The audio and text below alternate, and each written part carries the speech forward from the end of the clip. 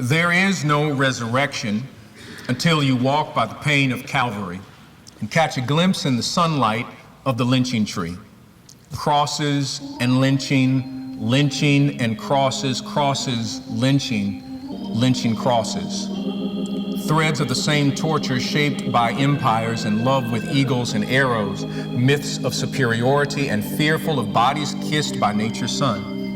This is where the blues inform and take chords from plantations and recast them by men named Thomas, sisters named Mahalia, who holler, "Precious Lord." But America takes the hand, choosing to pick strange fruits swinging from southern trees. What is this gospel you profess that diminishes democratic breath? Say it again. Prosperity, cause, name it and claim it. Your season is coming. Throw your gift on the altar. Destiny has me. This is not the gospel, but capitalism masquerading in ecclesiastical garments, forcing people to bow down to the golden calf of predatory self-interest. What is this gospel? That worships weapons, ignores pain, celebrates exclusion, pats Mr. Patriarchy on the shoulder, and tramples upon the dreams of children yet to be free. Oh, I see, say, can you see? By the dawn's early light, the gospel that wears blue but does not know the blues, a gospel of knees pressing on throats, arms crushing windpipes, and shots fired in Brianna's bedroom. Reverend George Floyd preached against this heresy 22 times with his only sermon, "I Can't Breathe," taken from the book of Black Lives, chapter 16-19. It is where the black church, the only black church with a call but no response, where Emmett, Michael, and Trayvon lead the praise and sorrow team with literal Timir, giving one part harmony from the children's choir.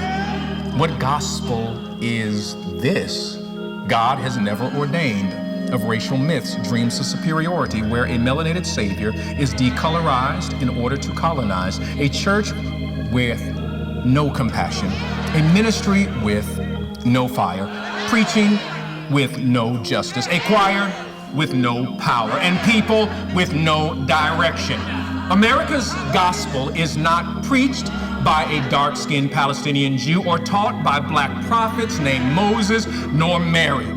America's gospel fears the rebel alliance of love, justice, power, and possibility. America's gospel cannot face the blues nor stare at Calvary. America does not know the gospel nor ever preached it. This gospel I speak of, the gospel, the one I talk about, this gospel of true power, the real gospel that allows Harriet to run, gave Sojourner her truth, the gospel that allowed Frederick to speak and Nat to fight, the gospel that made Ida well and Martin a king, this gospel made from the chords of the blues and sorrows of blues people. This gospel has power to break chains and set the oppressed free. This gospel does not see different as deficient, culture as a problem, gender as weakness, brokenness as permanent, creation as a personal ownership.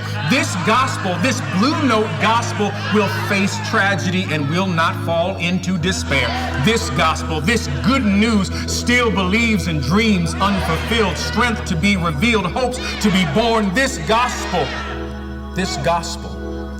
I walk by the one, is walked and taught by one, a colonized brother who taught by a sea in Galilee, shared a message long, long before I was born. A gospel that is not American, but America must come to face. A gospel America has never preached, but must one day face.